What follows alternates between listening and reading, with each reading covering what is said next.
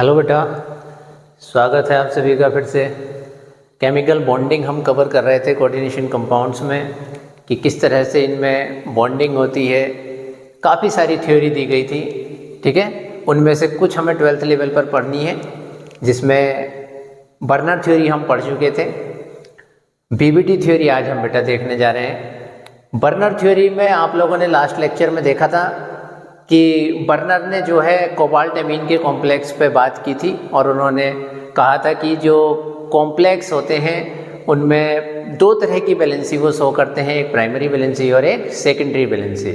Primary valency जो है ionisable होती है और ऑक्सीडेशन स्टेट के नंबर के इक्वल होती है। जिस कोऑर्डिनेशन नंबर के इक्वल कौन सी होती है? Secondary valency. जो भी कोऑर्डिनेशन नंबर के इक्वल होगा, ये जो कोऑर्डिनेशन नंबर में रोल प्ले कर रहा होगा लिगेंड, ठीक है, वो सब किससे जुड़े हुए होंगे? सेकेंडरी वैलेंसी से। चाहे वो कैटायनिक हो, चाहे वो एनायनिक हो, या फिर वो न्यूट्रल लिगेंड हो सकते हैं, ठीक है। अब बर्नर ने काफ़ी सारी चीज़ें एक्सप्लेन कर दी थी, लेकिन एक्चुअल में वो ज्योमेट्री को पूरी तरह से एक्सप्लेन नहीं कर पाए थे कि किस कोऑर्डिनेशन नंबर में क्या ज्योमेट्री होगी कॉम्प्लेक्स की, ठीक है, उनका मैग्नेटिक बिहेवियर कैसा होगा। क्लियर? तो इन चीज़ों को एक्सप्लेन काफ़ी हद तक किसने कर दिया था? हमारी दूसरे नंबर की थ्योरी है बीबीटी, बैलेंस बॉन्ड थ्योरी, ठीक है। क्या कहा इस थ्योरी ने? इस थ्योरी के बारे में हम पढ़ रहे हैं। तीसरी थ्योरी हमें पढ़नी बेटा सीएफटी, क्रिस्टल फील्ड थ्योरी, है ना। तो अभी हमने बर्नर थ्योरी हम देख चुके हैं, बीबीटी हम देखने जा रहे हैं और इसके बाद एक थ्योरी और देखेंगे हम, क्रिस्टल फील्ड थ्योरी। तो बीबीटी थ्योरी को हम देख लेते हैं, क्या क्या बीबीटी थ्योरी के पोस्टुलेट्स थे, क्या क्या इन्होंने कहा है। तो बीबीटी थ्योरी हमने इससे पहले बैलेंस बॉन्ड थ्योरी या संयोजकता आबंध सिद्धांत इसे हिंदी में बोलते हैं, इसे हमने कहाँ पढ़ा है? 11th क्लास में केमिकल बॉन्डिंग वाले चैप्टर में, ठीक है। तो एक बार केमिकल बॉन्डिंग वाले चैप्टर को बेटा एक बार फिर से जरूर देख लेना। वो चैप्टर अगर आता है, वो तो की पॉइंट है। ये स्टार्टिंग के जो 4 चैप्टर 11th क्लास में आपके हैं, वो तो पूरी केमिस्ट्री की बुनियाद है बेटा, पूरी जड़ वहीं से शुरू होती है केमिस्ट्री की। अगर वो 4 चैप्टर नहीं आते तो केमिस्ट्री को समझना बड़ा ही मुश्किल काम है, ठीक है बेटा। तो स्पेशली केमिकल बॉन्डिंग, ठीक, रासायनिक आबंधन का चैप्टर नंबर 4 जो है 11th क्लास का, वो जरूर आना चाहिए। तो उसमें बेटा हमने बीबीटी थ्योरी भी पढ़ रखी है। सहसंयोजी आबंध जब बनते हैं, कोवेलेंट बॉन्ड जब बनते हैं, तो उसके लिए भी बीबीटी या संयोजकता आबंध सिद्धांत हमने पढ़ा है 11th क्लास में। और किसने दिया था?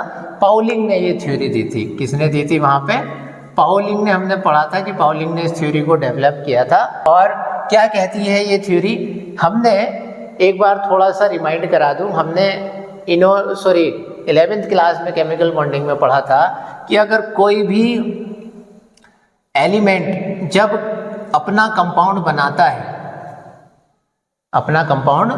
है, जैसे कार्बन है, कार्बन हाइड्रोजन के साथ मिलकर के क्या बना रहा है? CH4 बना रहा है, मीथेन बना रहा है। तो हमने क्या पढ़ा था वहाँ कि कार्बन सबसे पहले क्या करता है? कार्बन का जो इलेक्ट्रॉनिक कॉन्फ़िगरेशन क्या होता है? 1s2, 2s2 और 2p1 होता है, सॉरी 2p2 होता है। कितना होता है कार्बन का? 6। तो कार्बन का इलेक्ट्रॉनिक कॉन्फ़िगरेशन क्या होता है? 1s2, 2s2 और 2p2। और हमने वहाँ देखा था कि यहाँ पे थोड़ी सी डिटेल बता रहा हूँ बस इसकी, कि 2 इलेक्ट्रॉन थे और किसमें? p ऑर्बिटल में। दोनों ऑर्बिटल कैसी थी? Half filled. तो केमिकल बॉन्डिंग में हमें पढ़ा था हमने, क्योंकि जितने भी ये एलिमेंट्स होते हैं, जितने भी p ब्लॉक के एलिमेंट्स हैं, अगर वो कोवेलेंट बॉन्ड बनाते हैं, सहसंयोजी आबंध बनाते हैं, तो वो किसी दूसरे एलिमेंट से कोवेलेंट बॉन्ड बनाने के लिए हाफ फिल्ड ऑर्बिटल का अरेंजमेंट करना होता है, ठीक है।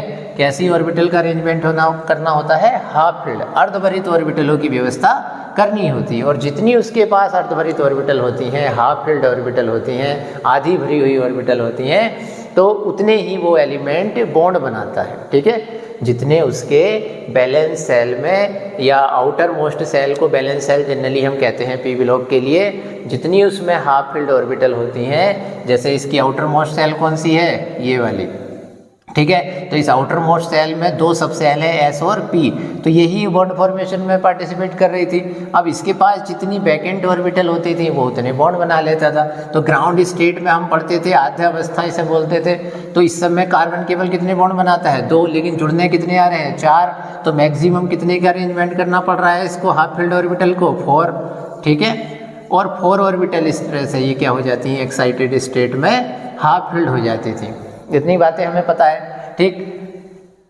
तो कोवेलेंट बॉन्ड बनाते समय, क्योंकि कोवेलेंट बॉन्ड हमें पता है कार्बन और हाइड्रोजन के बीच में अगर कोवेलेंट बॉन्ड की बात करूं तो ये कैसे बन रहा होगा? एक इलेक्ट्रॉन किसने यूज किया होगा? कार्बन ने, और एक इलेक्ट्रॉन किसने यूज किया होगा? हाइड्रोजन ने, और दोनों ने इसकी शेयरिंग की होगी, है ना। ये हम पढ़ के आए हैं। तो जब भी हम कोवेलेंट मॉलिक्यूल की बात करते थे तो वहाँ पे हम देखते थे कि कोवेलेंट बॉन्ड बनाने के लिए जितनी half filled orbital valence shell में सेंट्रल एटम के पास है, केंद्रीय परमाणु के पास है, उतनी ही वो कोवेलेंट बॉन्ड बना लेता था।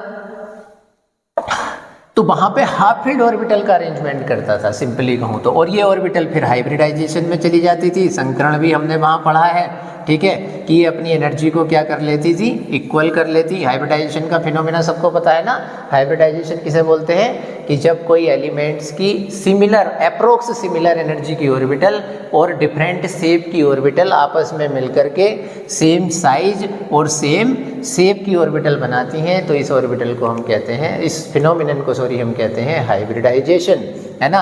कि जैसे कि इसके पास एक s ऑर्बिटल है, ये कैसी होती है? स्फेरिकल, सबको पता है, गोलाकार होती है, ठीक है। ये कैसी होती है? डम्बल शेप होती है।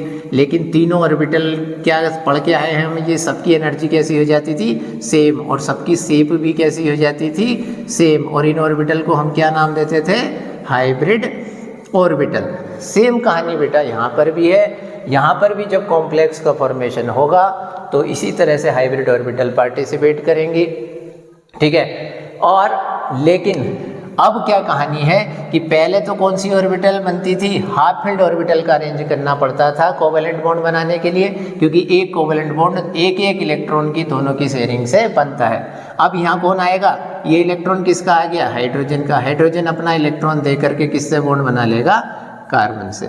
तो इस तरह की कहानी हम किस में पढ़ते थे? केमिकल बॉन्डिंग में। कि वहाँ मेरा मेन टारगेट क्या है इसको बताने का, ये कि बेटा वहाँ जब हम पढ़ते थे केमिकल बॉन्डिंग में तो सेंट्रल एलिमेंट सराउंडिंग एलिमेंट्स के नंबर्स के अकॉर्डिंग, या वो किस तरह का कोऑर्डिनेशन रिप्रेजेंट करता है, किस तरह से आकर के वो जुड़ता है, सिंगल बॉन्ड से जुड़ता है, डबल बॉन्ड से जुड़ता है, ट्रिपल बॉन्ड से जुड़ता है, उसके अकॉर्डिंग ये खाली ऑर्बिटल की व्यवस्था कर लेते हैं, ठीक है।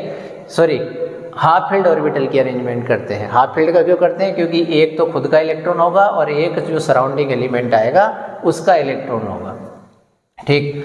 तो वहाँ पे हाफ फील्ड ऑर्बिटल का अरेंजमेंट करना पड़ता था। वही वाली बात है कि ये कुछ ऐसी वाली बात है कि गेस्ट आ रहे हैं आपके घर और ऐसे कमरे बनाने पड़ते थे, ऐसे अरेंजमेंट करना पड़ता था कि हाँ भाई एक गेस्ट आ रहा है घर में और उसमें आकर के एक तुम खुद सो रहे हो और एक आकर के कोई दूसरा गेस्ट सो जाए, है ना। तो वही वाली कहानी यहाँ पे चल रही थी। लेकिन बीबीटी जो कोऑर्डिनेट कॉम्प्लेक्स के लिए दी गई थी उसमें अब हम एक एक करके पोस्टुलेट देख लेते हैं कि उन्होंने क्या क्या कहा। तो एक तो बात क्लियर हो गई, क्योंकि लिगेंड के द्वारा इलेक्ट्रॉन पेयर पूरा का पूरा डोनेट किया जाता है, तो मेटल को कौन सी ऑर्बिटल की व्यवस्था करनी पड़ेगी, अरेंजमेंट करना पड़ेगा? बिल्कुल खाली ऑर्बिटल का, खाली डब्बों का अरेंजमेंट करना पड़ेगा। ये खाली कमरों की तुम्हें व्यवस्था करनी पड़ेगी। ये बिल्कुल VIP वाले गेस्ट हैं। ये जो है आकर के ऐसे नहीं कि भैया हमारे साथ कमरा शेयर कर लो, वो वाली बात नहीं है इसमें। ये वाले गेस्ट कैसे हैं? बिल्कुल VIP वाले। इन्हें क्या चाहिए है? बिल्कुल खाली कमरा चाहिए और भैया एक एक रुकेंगे और हम पूरा इलेक्ट्रॉन पेयर आपको डोनेट करेंगे, ठीक है। तो इस तरह से ये जो कोऑर्डिनेट कॉम्प्लेक्स है, क्योंकि इसमें कोऑर्डिनेट बॉन्ड देखने को मिलता है, तो इसमें जो है मेटल को खाली ऑर्बिटलों का अरेंजमेंट करना पड़ता है, ठीक है। अब कितनी खाली ऑर्बिटलों का अरेंजमेंट करना पड़ता है? जितने की लिगेंड आ रहे हैं। वही सिंपल सी बात कि जितने आपके यहाँ गेस्ट आ रहे हैं और आपको पता है कि सारे के सारे भैया VIP हैं, तो उसके लिए क्या करना पड़ता है आपको कि सबको एक एक कमरा देंगे हम, और वो सारे कमरे कैसे होंगे? बिल्कुल खाली, वो किसी के साथ शेयर नहीं करेंगे, है ना। ये थोड़ा सा, हाँ, ये वाले थोड़े से ऐसे वाले गेस्ट हैं कि भैया चलो ठीक है, हम किसी के भी साथ एक एक तुम्हारे साथ एडजस्ट कर लेंगे। तो वही वाली कहानी यहाँ पे चलती थी, है ना। तो अब एक एक करके हम बीबीटी को देख लेते हैं, बीबीटी थ्योरी के पोस्टुलेट्स को। क्या कि एक बात तो हमें पता चली है कि कहीं ना कहीं मेटल और लिगेंड के बीच में कोऑर्डिनेट कॉम्प्लेक्स बनेगा और मेटल को खाली ऑर्बिटलों की व्यवस्था करनी पड़ती है। तो एक एक पॉइंट करके देखेंगे। फिलहाल हमारा टारगेट इसे समझाने का था कि किस तरह से वहाँ पे हाफ फील्ड ऑर्बिटल का अरेंजमेंट हो रहा था, अब यहाँ पे कैसी ऑर्बिटल का अरेंजमेंट होगा, बैकेंट ऑर्बिटल का अरेंजमेंट होगा। ठीक है, तो इसके कुछ पोस्टुलेट्स थे। तो सबसे पहला पोस्टुलेट्स क्या कहा इसने, ये थ्योरी कहती है कि तुम कोऑर्डिनेशन नंबर का अगर पता कर लो मेटल के, है ना, तो तुम उससे ज्योमेट्री कैलकुलेट कर सकते हो। तो ज्योमेट्री को बताने में इन्होंने मेन फोकस दिया है कि किसी कंपाउंड्स का निर्माण कैसे कर सकते हो थ्योरेटिकली, ठीक है, कैसे लिगेंड्स उससे जुड़ेंगे, कैसे जुड़े होंगे। तो थ्योरेटिकल एक्सप्लेनेशन किसी कंपाउंड्स के फॉर्मेशन की इन्होंने दी है, और किसके बेस पे दी है, टोटली किसके बेस पे दी है, कोऑर्डिनेशन नंबर के बेस पर। कोऑर्डिनेशन नंबर, इन्होंने कहा कि कोऑर्डिनेशन नंबर पता है तुम्हें तो तुम ज्योमेट्री को बता सकते हो। लेकिन कोऑर्डिनेशन नंबर कैसे पता चलता था इन्हें, ठीक, कैसे जो है ज्योमेट्री का पता चलता था, किस हाइब्रिडाइजेशन के बाद कौन सी ज्योमेट्री होती थी। तो ये थ्योरी अगर मैं कहूँ तो सबसे पहले पूरी की पूरी बेस किस पे थी, कोऑर्डिनेशन नंबर पर, मैग्नेटिक मोमेंट पर, चुंबकीय आघूर्ण जिसे बोलते हैं हिंदी में, मैग्नेटिक मोमेंट, और हाइब्रिडाइजेशन पर। और किस पर बेस थी, हाइब्रिडाइजेशन।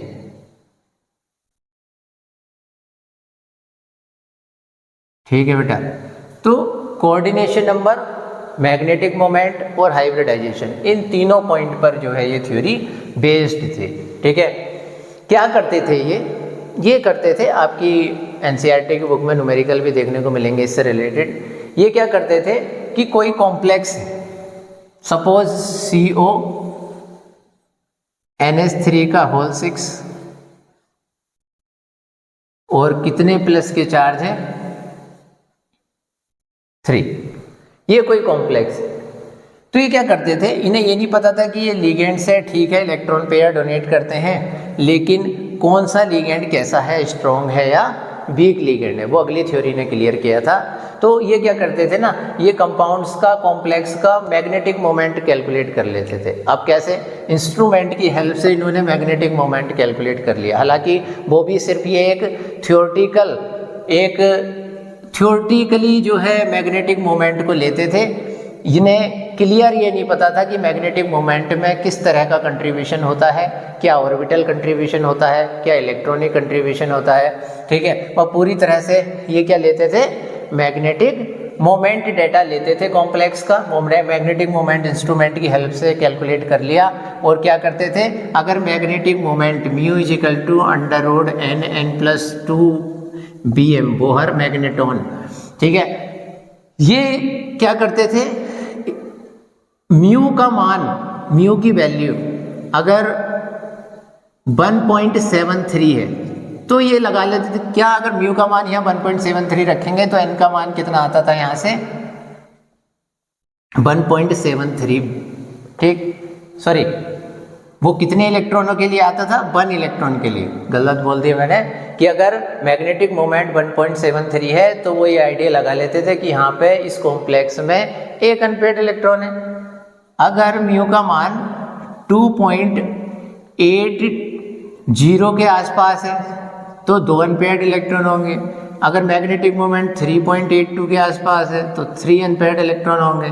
मैग्नेटिक मोमेंट 4.90 के आसपास है तो 4 अनपेयर्ड इलेक्ट्रॉन होंगे। मैग्नेटिक मोमेंट 5.92 के आसपास है तो कितना होगा, 5 अनपेयर्ड इलेक्ट्रॉन होंगे। और 6.92 के आसपास है तो इन्होंने कितना कर लिया, इसको 6 अनपेयर्ड इलेक्ट्रॉन होंगे। तो ये क्या करती थी, ये थ्योरी पूरी तरह से मैग्नेटिक मोमेंट डेटा पे बेस्ड थी। अगर कॉम्प्लेक्स का मैग्नेटिक मोमेंट इनके अप्रोक्स आता था तो ये आइडिया लगा लेते थे कि भाई 1.73 के आसपास है तो उसमें एक अनपेयर्ड इलेक्ट्रॉन होगा उस कॉम्प्लेक्स में। और 2.80 के आसपास है तो 2 अनपेयर्ड इलेक्ट्रॉन होंगे, 3.82 के आसपास है तो 3 अनपेयर्ड इलेक्ट्रॉन होंगे एंड सो ऑन। ठीक, तो इसके लिए एक ट्रिक भी बता दो बेटा, क्या, बस ये पहला वाला पॉइंट याद रखा करो, अगर मैग्नेटिक मोमेंट कहीं डेटा दिए हैं तो बस ये फर्स्ट डिजिट याद रखो, ठीक है, उतने ही क्या होंगे उसमें अनपेयर्ड इलेक्ट्रॉन। 1 अनपेयर्ड इलेक्ट्रॉन है कहीं पे, इसका मतलब उसका मैग्नेटिक मोमेंट कितना होगा 1.73, पौने 2 के आसपास, है ना। ऐसे याद रखा करो। 2 अनपेयर्ड इलेक्ट्रॉन है, निकालने को तो इससे निकाल दो, बड़े इजी निकल जाएगा कि जैसे अगर यहाँ पर n का मान अगर 1 रखोगे तो म्यू इजिकल टू क्या हो जाएगा, अंडर रूट 1 और 1+2 कितना हो गया 1 और 2 क्या हो गया 3, तो अंडर रूट क्या हो गया 3, सॉरी अंडर रूट 3 और अंडर रूट 3 की वैल्यू इतनी होती है 1.73। ठीक, तो ऐसे ही n की वैल्यू 2 रख दो तो 2 कितना हो जाएगा, ये 2 रखोगे तो 2 और 2 4 और ये कितना हो जाएगा, और बाहर भी 2 रखोगे तो ये अंडर रूट कितना आ जाएगा 8, इसके लिए कितना आ जाएगा अंडर रूट 8, और इसके लिए कितना हो जाएगा 3 और +2 5, और इसके लिए कितना आ जाएगा अंडर रूट 15। तो ऐसे ही 4 +2 6 और 6 और 4 कितना हो जाएगा 24। ठीक, तो इनकी जो ये, हाँ 4 चौक 16 ठीक हो गया, 5 पंजे 25 के आसपास, ठीक है। तो इसके अकॉर्डिंग क्या कर लेते हैं, मैग्नेटिक मोमेंट कैलकुलेट करते थे कॉम्प्लेक्स का, और उसके अकॉर्डिंग क्या बता देते थे, ये अनपेयर्ड इलेक्ट्रॉन। और जब फॉर्मेशन ये कॉम्प्लेक्स का करते थे तो बस ये जुगाड़बाजी वाली थ्योरी थी एक तरह से, सिंपल कहूँ तो बस मैग्नेटिक मोमेंट डाटा होने चाहिए, उससे अनपेयर्ड इलेक्ट्रॉन पता चल जाता था, और अनपेयर्ड इलेक्ट्रॉन की हेल्प से क्या कर लेते थे, कंपाउंड का फॉर्मेशन कर देते थे। ठीक, तो इन्होंने क्या क्या कहा, इन्हें स्ट्रॉन्ग और वीक लिगेंड के इन्होंने कंसेप्ट नहीं दिया था कि स्ट्रॉन्ग, और वो नेक्स्ट थ्योरी ने दिया था, CFT थ्योरी ने। इनकी एक लिमिटेशन भी थी कि लिगेंड स्ट्रॉन्ग और वीक होते हैं, लेकिन क्यों होते हैं इस बात को इन्होंने नहीं बताया था। तो ये पूरी की पूरी मैग्नेटिक मोमेंट डेटा, अब उससे क्या निकल के आएगा देखो, हाइब्रिडाइजेशन भी और कोऑर्डिनेशन नंबर भी। तो कैसे ये फॉर्मेशन करते थे वो हम देखने जा रहे हैं, उसके बाद एक एक पोस्टुलेट्स की बात करेंगे, ठीक है।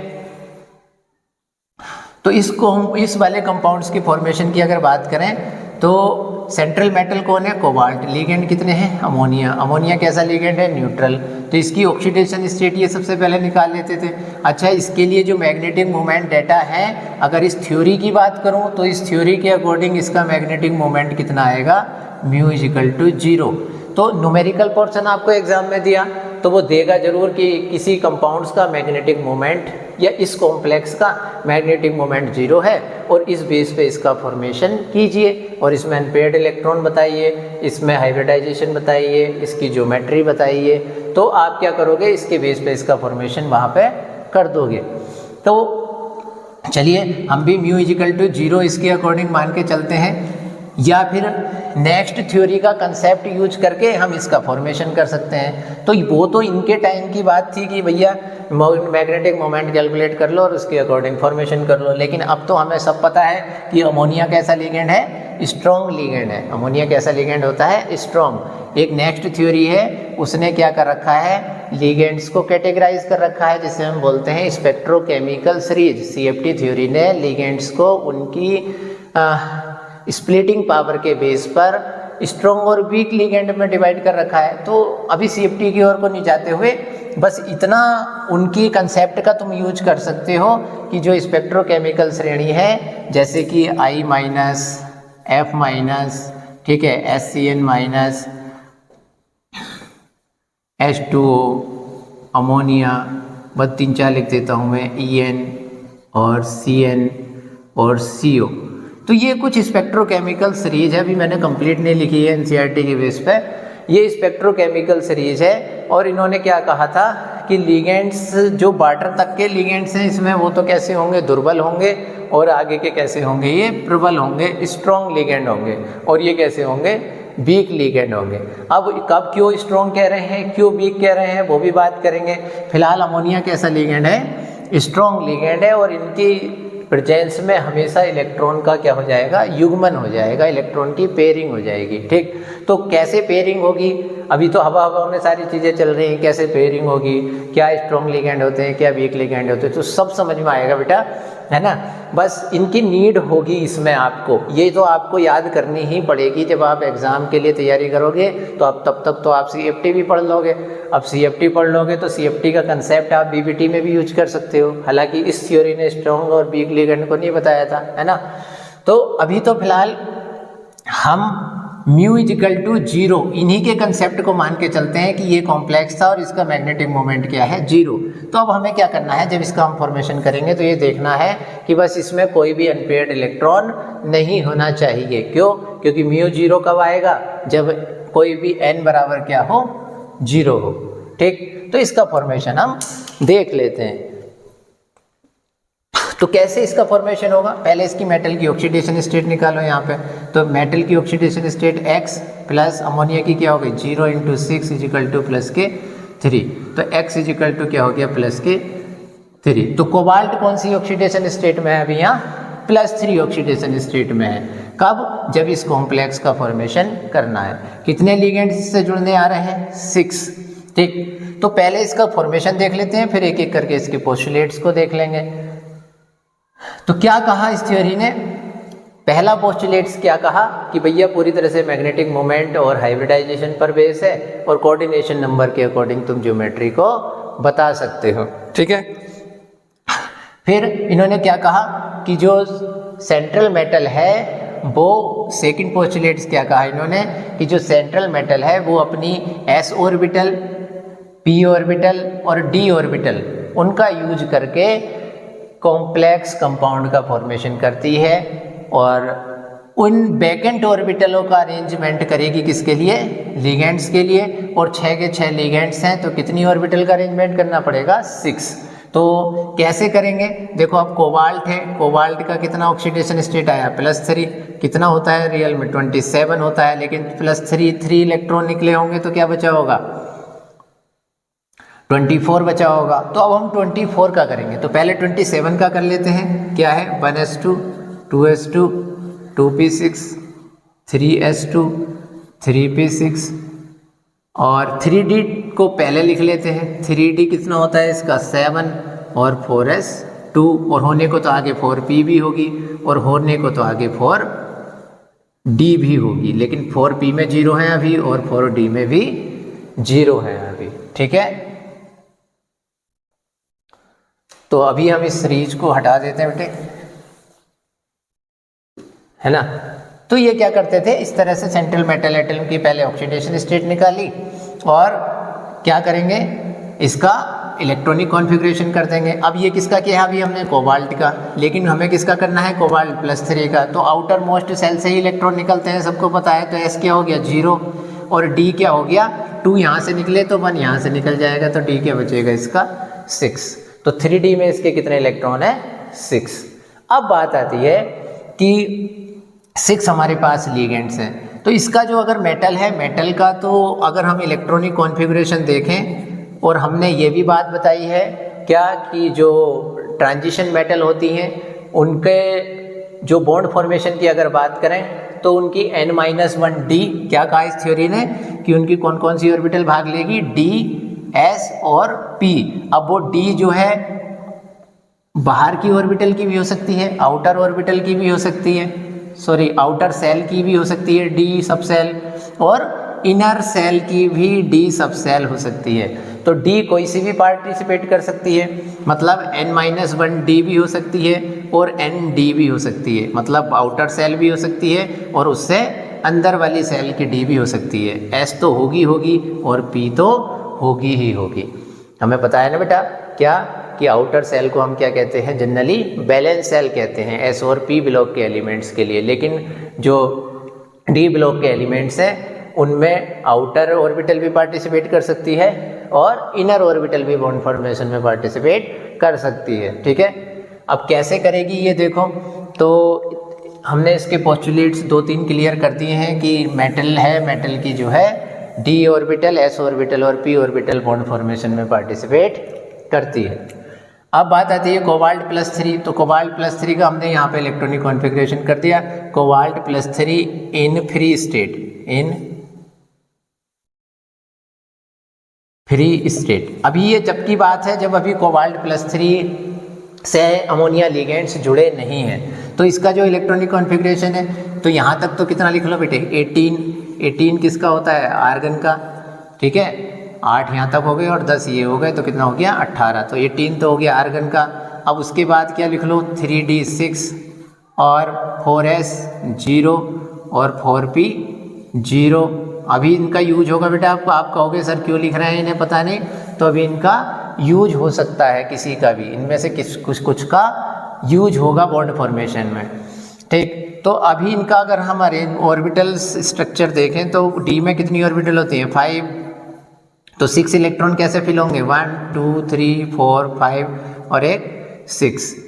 4s ऑर्बिटल कैसी है, अभी वैकेंट है। 4p ऑर्बिटल भी कैसी है, वैकेंट है। और 4d ऑर्बिटल भी कैसी है, अभी वैकेंट है ना। अब बात आती है कि कोबाल्ट है, कोबाल्ट मेटल के ये इलेक्ट्रॉनिक कॉन्फ़िगरेशन है, कोबाल्ट +3 का इलेक्ट्रॉनिक कॉन्फ़िगरेशन है ये। अब इसे क्या करना है, मैंने अभी भी बताया था, उससे कंपेयर करके कोवेलेंट कंपाउंड से CH4 का फॉर्मेशन हो रहा था, तो हाफ फील्ड ऑर्बिटल का अरेंजमेंट करना पड़ता था, और उतनी हाफ फील्ड ऑर्बिटल करते थे जितने की सराउंडिंग एलिमेंट्स होते थे, या जितने कोवेलेंट बॉन्ड वो आप वहाँ पे बनाते थे।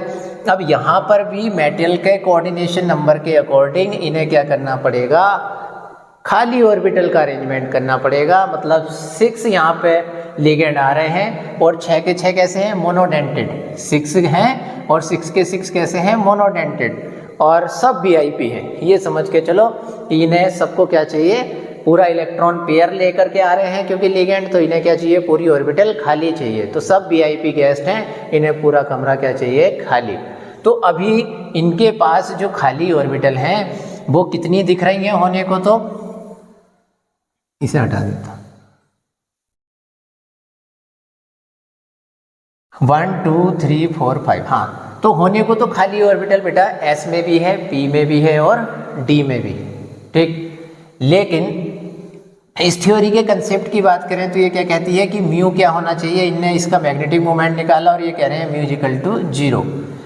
तो कहीं ना कहीं अभी हमें दिख रहा है कि यहाँ ऑर्बिटल कैसी हैं, ये हाफ फील्ड भरी हुई है।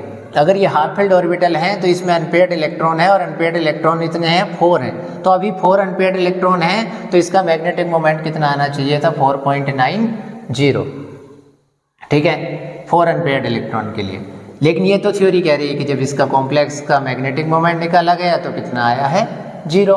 तो हमें क्या करना पड़ेगा, कहीं ना कहीं इन लिगेंड की उपस्थिति में इस मेटल के जो इलेक्ट्रॉन युग्म है वो क्या हो गए, पेयर्ड हो जाएंगे। तो हमें क्या लिखना पड़ेगा, अब देखो खाली ऑर्बिटल तो होने को ये भी दिख रही थी कि कितने लिगेंड है, 6, 1 2 3 4 5 6, ये 6 ऑर्बिटल बॉन्ड फॉर्मेशन में पार्टिसिपेट कर सकती थी।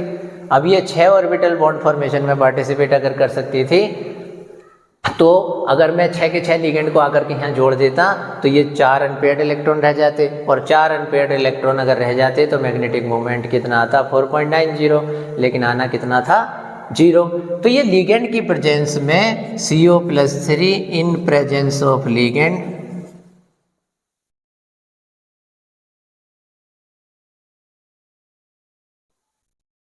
इनकी क्या हो जाती है, पेयरिंग हो जाती है। इनकी क्या हो जाती है, पेयरिंग हो जाती है। और पेयर कराने के लिए कुछ एनर्जी चाहिए होती है, बहुत बात करेंगे इस मामले में भी, है ना। तो अगर ये इलेक्ट्रॉन यहाँ से यहाँ पेयर हो गया, ये इलेक्ट्रॉन यहाँ से यहाँ पेयर हो गया, तो ये 2 ऑर्बिटल क्या हो गई, खाली। और ये S ऑर्बिटल, ये P ऑर्बिटल, और बनाने को तो बेटा ये D ऑर्बिटल भी यहाँ बना सकते हो, ठीक है। लेकिन अब क्या चाहिए हमें, अब देखो अब इनकी कंडीशन फुलफिल हो गई कि अब कोई अनपेयर्ड इलेक्ट्रॉन यहाँ नहीं बचा, तो इसका मतलब क्या है, अब इसका मैग्नेटिक मोमेंट क्या है, 0 है। अब कितनी वैकेंट ऑर्बिटल है, 1 2 3 4 5 6 7 8 9 10 11, होने को तो ये 10 11 ऑर्बिटल है। लेकिन केमिस्ट्री का कंसेप्ट है बेटा कि कोई भी एलिमेंट्स की वो ऑर्बिटल पार्टिसिपेट करती हैं जिनकी एनर्जी कम हो, क्योंकि लो एनर्जी की ऑर्बिटल हमेशा बॉन्ड फॉर्मेशन में पार्टिसिपेट करती हैं, क्योंकि केमिस्ट्री का गोल्डन रूल है बेटे, low energy more stable. System bond भी क्यों बनाता है? जिससे कि उसकी स्टेबिलिटी ज़्यादा हो। जैसे मैंने काफ़ी सारे लेक्चर में बात भी करता हूँ कि हम लोग भी स्टेबिलिटी क्यों चाहते हैं, हर कोई स्टेबिलिटी क्यों चाहता है, जिससे कि अच्छे से अपना जो है पूरी सोसाइटी में पूरा अपनी नीड्स को पूरा कर चुके हैं, सब चीज़ें जो है फुलफिल हो सके, सब ज़रूरतों को हम पूरा कर सकें। सेम ऐसे ही एलिमेंट्स भी है, एलिमेंट्स भी क्या होना चाहता है? स्टेबल, वरना बॉन्ड बनाने की क्या ज़रूरत पड़ रही थी? कहीं ना कहीं बॉन्ड फॉर्मेशन, यही तो फ़ायदा होता है कि बॉन्ड बनाने से एनर्जी रिलीज होती है सिस्टम की, और जितनी एनर्जी सिस्टम की से रिलीज हो जाती है, सिस्टम उतना ज़्यादा स्टेबल होता है ना। तो इस कंसेप्ट को याद रखेंगे हमेशा। तो कौन सी ऑर्बिटल पार्टिसिपेट करेंगे यहाँ? लो एनर्जी की। और सबको पता है 3D की एनर्जी कम होती है किसके कंपेयर में? 4s के। हालांकि 3D की ज़्यादा होती है, लेकिन 3D और 4s की लगभग कंपेरेबल होती है। बाउ रूल के अकॉर्डिंग तो क्या होता है? 3D की ज़्यादा होती है 4s से, है ना, लेकिन उनमें बहुत ज़्यादा अंतर नहीं होता। तो कौन सी वाली डी और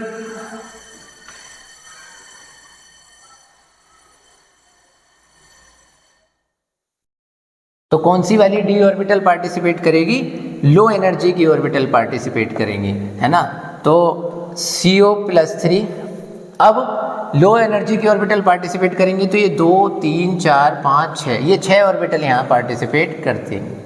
लेकिन अब बात आती है, तो बेटा इसकी नीड नहीं है तो इसको क्या कर दो, अभी हटा दो। अब बात आती है कि 6 के 6 लिगेंड्स आकर के इसमें जुड़ने ही वाले थे। अब वही बात, आपके यहाँ गेस्ट आ रहे हैं, आपने खाली कमरों का अरेंजमेंट तो कर दिया। जैसे ही आने वाले थे आपने सुना कि आज गेस्ट आ रहे हैं, तो 6 कमरे खाली तो कर दिए, लेकिन अब उनमें भैया वो सारे VIP, तो उनमें भी लड़ाई। अब तुमने क्या कर रखा है? कुछ कमरों में तो पंखे लगा रखे हैं, कुछ में क्या लगा रखी है? AC लगा रखी है। चलो खाली तो तुमने कर दिए, लेकिन अब वो भी लड़ेंगे आपस में कि मैं जाऊंगा भैया AC वाले में। अब यहाँ AC वाले कमरे कौन से हैं? लो एनर्जी वाले, है ना, कि हर कोई किससे जुड़ना चाहेगा? लो एनर्जी वाले सब सेल में जुड़ना चाहेगा कि मैं जुड़ूंगा भाई S में, मैं जुड़ूंगा 3D में, तुम चले जाओ 4P में, क्योंकि 4P की एनर्जी इन दोनों से ज़्यादा है। तो ये वाली लड़ाई होगी। तो मेटल ने कहा लो भैया तुम लड़ो मत, हमारी थोड़ी सी एनर्जी तो यूज होगी इस काम को करने में, लेकिन तुम्हारे लिए सारी ऑर्बिटल कैसी हो जाएंगी, सारे कमरे कैसे हो जाएंगे? एक जैसे हो जाएंगे। तो CO+3 क्या करेगा? लिगेंड के जुड़ने से पहले, हमने इस प्रोसेस को पहले भी बता रखा है कि मेटल और लिगेंड में बॉन्ड फॉर्मेशन से पहले, या दो एलिमेंट के बीच में बॉन्ड फॉर्मेशन से पहले क्या होता है? सेंट्रल मेटल या सेंट्रल एटम अपनी ऑर्बिटल्स की एनर्जी को सेम कर लेता है, अपनी शेप को एक जैसी कर लेता है, जिससे कि एक डेफिनेट ज्योमेट्री पूरे कॉम्प्लेक्स को मिल सके। सॉरी। तो हमने बेटा केमिकल बॉन्डिंग में सारी चीज़ें क्लियर कर रखी हैं। क्या? कि हाइब्रिडाइजेशन में कोई स्पीसीज क्यों जाती है? जिससे कि डिफरेंट एनर्जी की ऑर्बिटल और डिफरेंट शेप की ऑर्बिटल आपस में मिलकर के सेम शेप की ऑर्बिटल बना लें। अब कितनी हाइब्रिड ऑर्बिटल, कितनी है अनहाइब्रिड ऑर्बिटल थी? 4, एक S थी, 3 P थी, है ना। उन सब ने क्या बना लिया? 4 हाइब्रिड ऑर्बिटल। चारों की शेप एक जैसी होगी। अब ये मत कहना ये बड़ी लगी हुई है ना एक जैसी है बेटा, बनाते हुए हो गया, है ना। और हाइब्रिड ऑर्बिटल की शेप भी कुछ इस तरह से होती है, एक लोब छोटी और एक लोब बड़ी।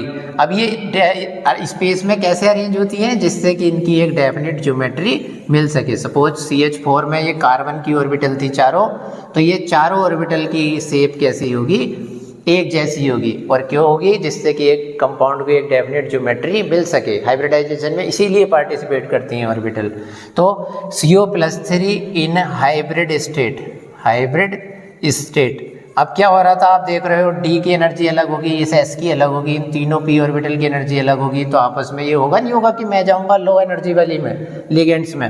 तो ये क्या करेगा? इन सबकी एनर्जी को और इन सबकी शेप को क्या करेगा? एक जैसा करेगा। तो अब ये 2 ऑर्बिटल, 3 ऑर्बिटल और एक ये। अब तुम किसी को ये नहीं कह सकते ये S है, ये P है, ये D है। अब क्या है? ये सारी ऑर्बिटल आपस में मिक्स हो गई। अब ये ऑर्बिटल भी, ये भी, ये भी कितनी हो गई? 1, 2, 3, 4, 5, 6। अब ये 6 की 6 ऑर्बिटल, 2 D हैं तो D2, एक S है S, और 3 P है तो P3। तो D2sp3 हाइब्रिड ऑर्बिटल है। अब ये भी D2sp3 है, ये भी, ये भी, ये भी, ये भी, सब सब कैसी हैं, D2sp3 हाइब्रिड ऑर्बिटल है। अब लड़ाई जो है, पंगेबाजी खत्म हो गई भाई इनकी, कि जो अमोनिया लिगेंड है अब उनको सबको कैसी ऑर्बिटल मिल गई, एक जैसी। अब क्या करेंगे, किसका फॉर्मेशन हो जाएगा, CONH3 का होल 6+3 का अब फॉर्मेशन हो जाएगा। तो क्या लिखोगे, formation of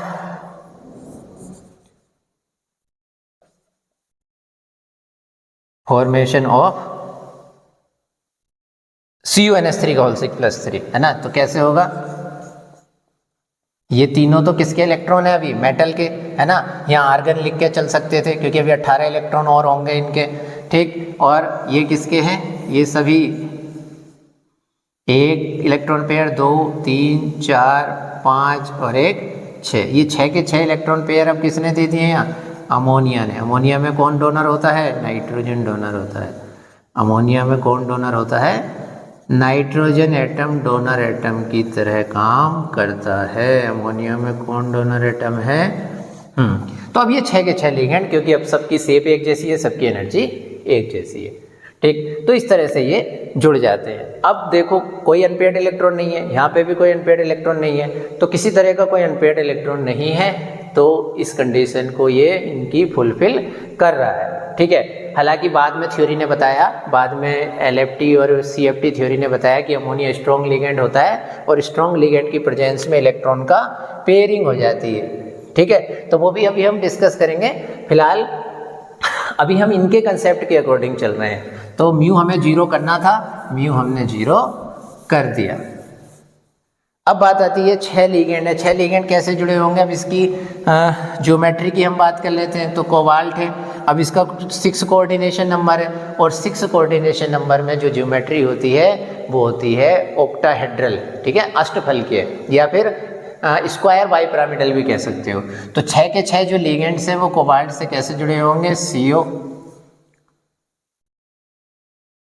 NH3 NH3 NH3 NH3। तो इस तरह से ये कैसी है ज्योमेट्री है, अष्टफलकीय। और अष्टफलकीय ज्योमेट्री में जो बॉन्ड एंगल होता है वो कितने का होता है, 90 डिग्री।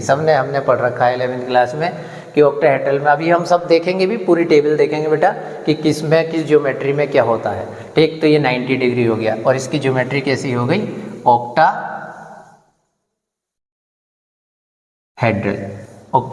बॉन्ड एंगल कितना हो गया, सभी अमोनिया के बीच में 90 डिग्री का बॉन्ड एंगल हो गया, है ना। अब बात आती है कि इसकी मैग्नेटिक नेचर की। एक दूसरी चीज़ क्या बताई इन्होंने, मैग्नेटिक नेचर बता दी, क्योंकि इन्हें पता है म्यू 0 है, तो magnetic nature mu is equal to, अगर हमने अब ऑलरेडी इससे भी निकालने लगे यहाँ से भी, तो म्यू इजिकल टू क्या होता है, √n+2। तो म्यू क्या हो गया, अब अयुग्मित इलेक्ट्रॉन इसमें कितने हैं, अनपेयर्ड इलेक्ट्रॉन इसमें कहीं नहीं दिख रहे हैं, सारे कैसे इलेक्ट्रॉन है, पेयर्ड इलेक्ट्रॉन है। तो यहाँ से देख लिया करो बेटा, जो लास्ट में फॉर्मेशन हो कहीं भी अनपेयर्ड इलेक्ट्रॉन नहीं दिख रहा, तो n 0 है, क्योंकि अब इसमें n बराबर क्या है 0, तो म्यू बराबर भी क्या हो जाएगा 0। और इन्होंने क्या कहा, एक पोस्टुलेट यहीं पे कवर हो जा रहा है कि अगर अयुग्मित इलेक्ट्रॉन है, अनपेयर्ड इलेक्ट्रॉन है, तब जो नेचर होगी पूरे कॉम्प्लेक्स की, इस कॉम्प्लेक्स की, वो कैसी होगी, डायामैग्नेटिक। कैसी होगी, डायामैग्नेटिक। अगर कोई भी अनपेयर्ड इलेक्ट्रॉन नहीं है, सारे इलेक्ट्रॉन कैसे हैं, पेयर्ड हैं, तो नेचर कैसी होगी, डायामैग्नेटिक। तो इस कॉम्प्लेक्स की जो नेचर है वो कैसी होगी, डायामैग्नेटिक। हिंदी में बोलते हैं इसको प्रतिचुंबकीय।